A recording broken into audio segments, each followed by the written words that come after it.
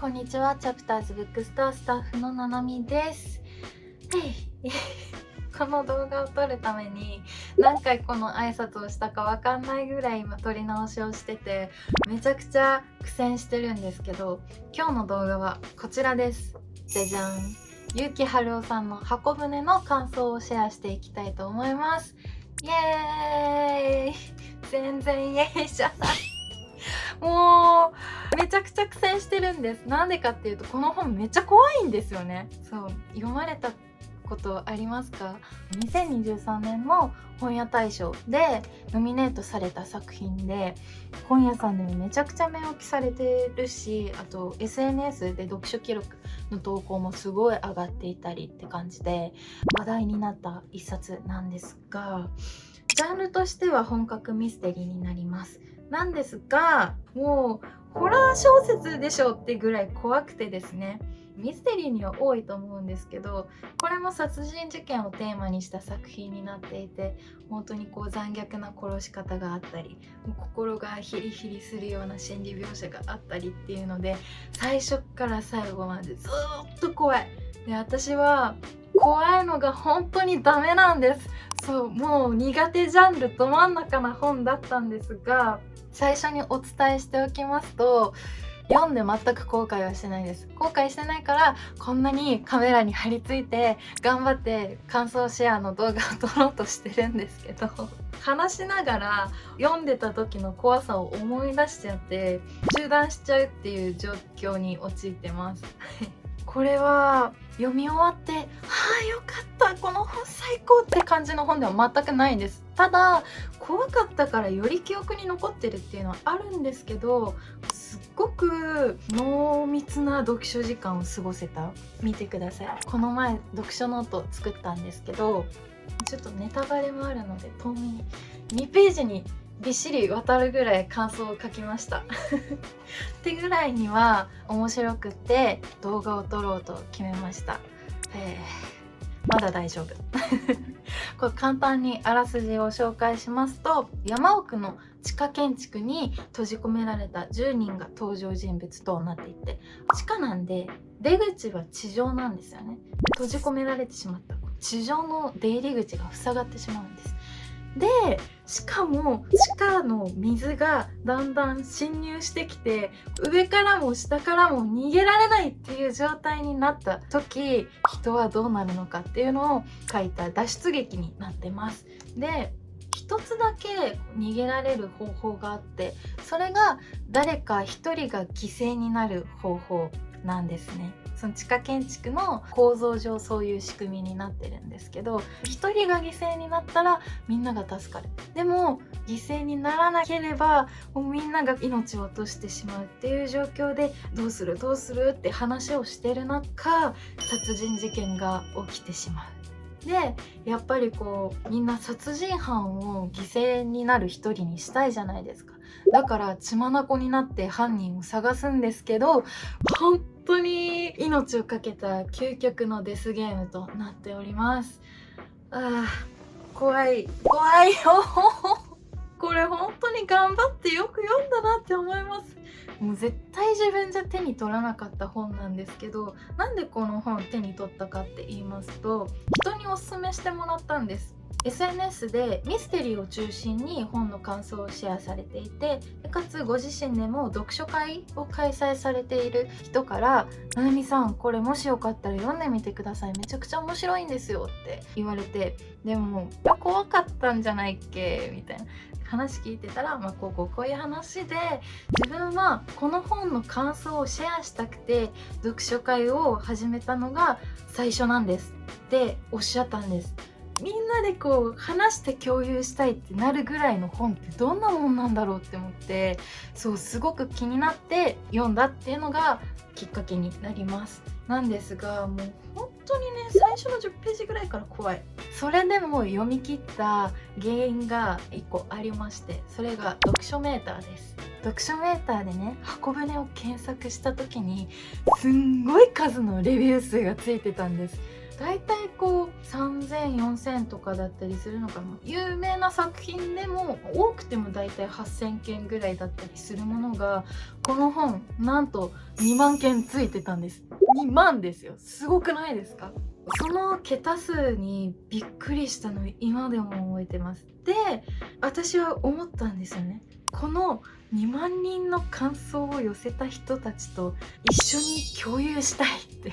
すっごく怖かったんですけど、怖さよりも2万人との感想のシェアの方が、シェアしたいっていう気持ちの方が勝っちゃって、意地で読みました。じゃないと読めなかった。はい、っていうぐらいの怖さです。人に簡単におすすめできる本ではないし、やっぱりこう市ヶ谷のブックカフェチャイと選書で選書サービスやる時も、苦手なジャンルなんですかって聞くと、結構な確率で怖い本が苦手ですとか、グロい描写があるものはみたいな感じで言われる方が多いので、万人受けはしないんですが、もし私と同じように2万人の人と感想をシェアしたいなっていう気持ちが勝ったら、手に取ってみるのは価値があるんじゃないかなって思います。はい。で、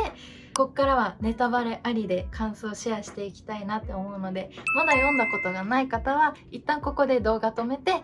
読んで、またここに戻ってきてもらえると嬉しいです。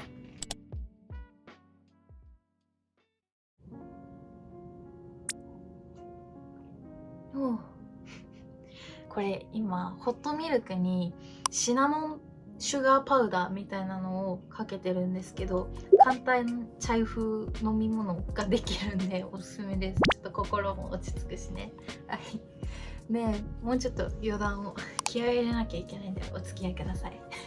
全然話違うんですけど、私すごく緊張しやすい性格なんですね。だから誰かと話す時に緊張してたら、今緊張してますって言うようにしてて、そうするとこうちょっと相手の視線も優しくなるような気がしてて、でさらにこう自分で緊張ってこう口から出すことによって本当に緊張がポンって出てるような気がするんですよ。でこう心がちょっと軽くなるような気がするので、いつもそうするようにしてるんですけど、はい、今も苦戦してます。なんでこの苦戦っていうので飛んでいかないかな。もうこの怖さから解放して今日はぐっすり寝れたらいいなって思ってます。はい、じゃあいきますね。もう一回このさっきのあらすじを深掘って作品の整理をしていきたいなって思うんですけど、この作品の登場人物10人います。はい、多いですよね、10人って結構。で主人公は秀一っていう男の子で、彼の大学時代のサークルの友達5人、さやかと花と舞と竜兵とゆうやの5人プラス秀一のいとこなんでいとこ連れてきたんだろうって感じなんですが、ゆうやのお父さんの別荘にみんなで遊びに行こうって言ったところから物語が始まっていきます。でこのゆうやっていう男の子がちょっとお調子者な感じがあり、この前ここに来た時近くにめっちゃ面白そうな場所見つけたんだよねって言ってみんなで出かけたのがこの山奥の地下建築でした。もう行ってしまったのが間違いだった。本当に行かなきゃよかったのにってもうずっと思うんですけどね。はい、でこの地下建築っていうのが昔過激派のアジトとして使われていたような場所らしく、地下3階の構造になっています。で入り口はこう地上になっていて、で3階部分はもう浸水していて使えない状態なんですが、しかもこう山奥なんで行く途中結構迷子になっちゃったりして帰るにも遅いから、一晩ここで過ごして明日の朝帰ろうっていう選択を取るんですよね。もう私だったら絶対嫌だ、そんな場所に一晩もいられないなんですけど、そう彼らは一晩そこで夜を明かすことにし、でここでですよ、あと3人の登場人物が登場です。はい、すいません、キノコ狩りをしていたら迷子になってしまってって言って登場したのがこの矢崎一家、孝太郎、ひろ子、あと隼人、お父さんとお母さんと息子の3人になります。で合計この10人で一夜を明かすんですが、次の日の朝ですよ、ゴゴゴゴゴゴゴって地震が起きてしまい、その地震によって入ってきた入り口が塞がれてしまう。もう出られない状況になり、でさらにはこの3階に溜まっていた水が揺れによってどんどん地下水が増えていって、もう上も下もって感じですよね。一人が犠牲になれば、助かる方法はあるんですけど、みんなこう友達だし、でこっちは家族がいるしっていうので、どうするって話し合ってる中、地下建築に誘った優也が死亡してしまう。で次の日殺人事件が起きて、犯人は誰だってこうみんなそわそわしてる中、この地下建築は結構な部屋数があって、みんなそれぞれ部屋を決めてそこで過ごしていたんですが、友達の花とさやかがすごく仲良しで一緒の部屋で過ごしていたんですが、2人でいるの多分良くないよねって言って部屋を分けます。でそれが2日目で、その次の日なんと部屋を分けたさやかが死亡です。ですね。ここで3日経ってしまった。でも犯人は見つからない。どうしようなって4日目、ついに矢崎家が動き出します。もうこの家族にはまだ15歳の息子もいて、大事な家族を守るために絶対出なきゃいけないってなって、もういても立ってもいられなくなったお父さん幸太郎は、自分が犠牲になろうと、したわけじゃないけど、出る方法をどうにかできないかってこう試したりなんやかんやってしてたら、次の日お父様の遺体が見つかるっていう。しかもこれを見つけたのが家族なんですよね。本当に胸が痛かった。その次が6日目のシーンで、残り32時間ほどしかない。でもう地下2階までほぼ浸水しちゃった状態で、何もできないってままこう一日を過ごし、今日が最後だろうという最終日7日目に犯人が確定して、いざ脱出へという大まかな流れなのですが、手汗かいてきたこの本は本当にどこを切り取っても怖いんですけど、面白かった、すごかったなって思ったポイントが3つあって、1個はもうこの何度も裏切られる巧妙なトリック。本当にミステリーとしてすごい作品だなって思いました。私ミステリーあんまり得意な方ではないんですけど、それでもこう読む時ってやっぱり犯人当てたくなっちゃって、誰が犯人だってこう勝手に推測しながら読むんですよしたらことごとく犯人だと思った人が真っ先に殺されていくっていう。それこそこの最初は私優也が犯人だと思ったんです。閉じ込められちゃって、じゃあ誰か一人が犠牲にならなきゃいけないってなった時に、やっぱりお前が誘わなければってなって、みんな優也をこう犠牲にするんじゃないかっていうので、こう思った優也は自分じゃないっていうので、まず一人を殺して誰かに犯罪の罪をなすりつけてっていう風になったんじゃないかなって思ったら、真っ先に優也が対象になってしまう。やばい、もう最初の方で候補がいなくなっちゃったっていうので、次に犯人に推測したのが花かさやかなんですよね。この2人結構動きが怪しかったじゃないですか。急に部屋を分けて、でしかもさやかはこううろちょろして見当たらないみたいなところもあったので、すっごくさやかの動き怪しいぞって思ったら、次の対象がさやかになってしまったってなったら、友達7人の子たちと交流を取らずにいた矢崎一家が怪しいなって思ったんです。やっぱりこう家族じゃないですか。大事な家族の命を守るためにどうにかしなきゃいけないっていうので、矢崎さん怪しいなって思ったら、っていう感じでことごとく裏切られて、本当に最後の最後まで犯人私分からなかった。チャック袋でこう携帯を防水したっていうところで、ああそうだったんだって本当に最後の最後でこう言われてからじゃないと気づけなかったんですが、結構読書メーターのレビュー見てると犯人途中で分かったんだけどみたいなの書いてあったりして、みたいな、本当にもうあなた推理小説書いた方がいいですよって思っちゃった。皆さんどうでした？結構見抜けた方いらっしゃるのかな？私は全然わからなかったです。はい。で、2つ目、この地下建築に読んでる人もいるかのような空気作りがめちゃくちゃうまかったなって思って、地下の薄暗い感じで、しかもひんやりした感じで、さらにこう地下水がね溜まっちゃうぐらいのこう湿っぽい地とみたいな空気が入ってからずっと伝わってきて、その感じがすごいホラーっぽい怖さをより強調してたんだろうなっていうので、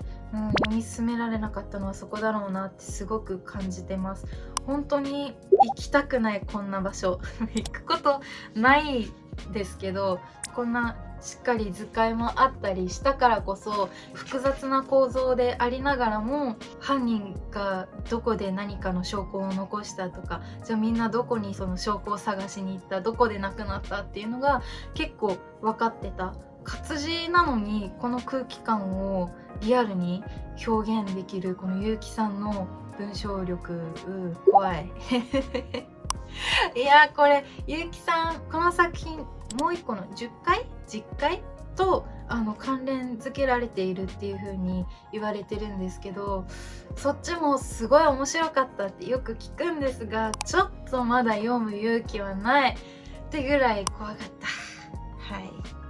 で最後ですよ、3つ目のすごい思ったポイントが、極限状態に追い込まれた登場人物たちの心理描写、怖さだったり絶望だったりっていうのがすごくもう読んでて辛くって、でも結局この作品の大事なところってそこにあったんだなっていうのを再読して気づいたんですけど、この55ページ目ですよね。閉じ込められてみんなで食堂に集まって話してる時に、縁起でもないんですが本当にこんなところで死にたくないよなみたいな話をしてる中、花がみんなは一番嫌な死に方何っていうトークテーマを振るんですね。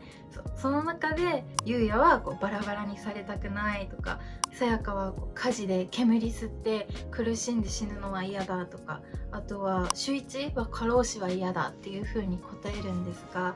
今回のこの犯人となった舞は溺死が嫌だ、溺れて死ぬのが嫌だって言ってたんです。だからこの犯行の動機は絶対に自分が溺死したくないっていうので動いたのかなって思ったら、それだけで友達をこんなに殺してしまえるのかっていう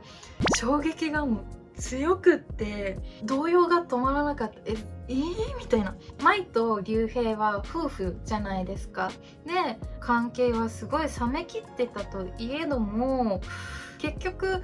舞は自分一人で生き延びる方法しか考えてなくて、この1週間っていう短い時間の中でいろんな犯行を起こしてっていう、私思うんですよね。この舞はもしかしたら常習犯だったんじゃないかなってぐらいすっごく頭が切れるなって、もうゾワッとしました。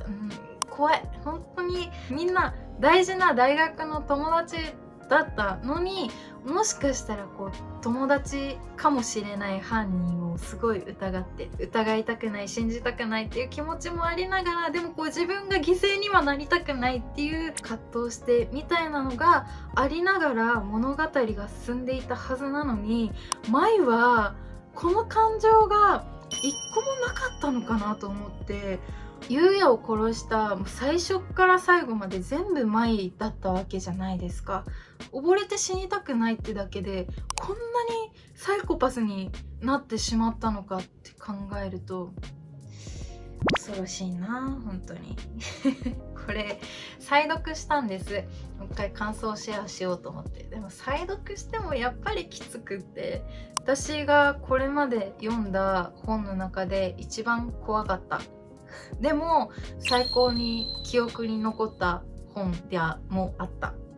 ので、皆さんはどこで怖いなって感じましたか？皆さんの怖かったポイントとか、ここでもう最初から犯人気づいちゃったっていう伏線だったり、もしよかったら読んだ方は教えていただけたら嬉しいです。コメント読んでるんでいつもありがとうございます。で、私ちょっとこれを読んでミステリーの欲が高まったので、これより怖くないミステリー本おすすめあれば合わせて教えていただけると嬉しいなって思います。無事撮れたかなじゃあ今回の動画はこれでおしまいです。また次回の動画でお会いしましょう。バイバイ。